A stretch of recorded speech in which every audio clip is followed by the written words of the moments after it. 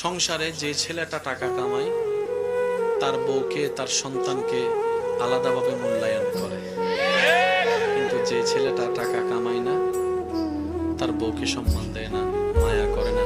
এটা না হয় বাদে দিলাম, নাতি তো নাতি।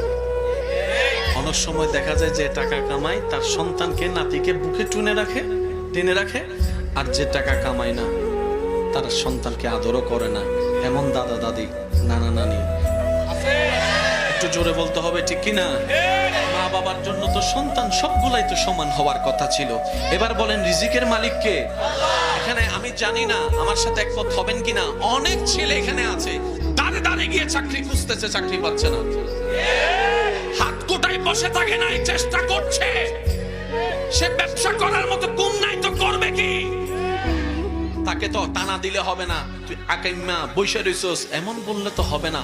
পারলে উৎসাহ দিন, আর বেশি যদি দরদ লাগে নিজে কিছু কুম দিয়া তাকে একটু রাস্তা করে দেন, কর্জে হাসানার ব্যবস্থা করে দেন। দরতুর আমি 10 লাখ টাকা দিলাম, কোনো সুদ দেওয়া লাগবে না, প্রত্যেক মাসে মাসে এটা দিয়ে ব্যবসা করে আমার টাকা আমাকে রিটার্ন করে তোকে কর্জে হাসান আমি দান করলাম। কই এমন মনওয়ালা মানুষ তো পাওয়া যায় না, কিন্তু আঙ্গুল তুলে অপমান করার মানুষের অভাব হয় না। কথা বলেন ঠিক কিনা?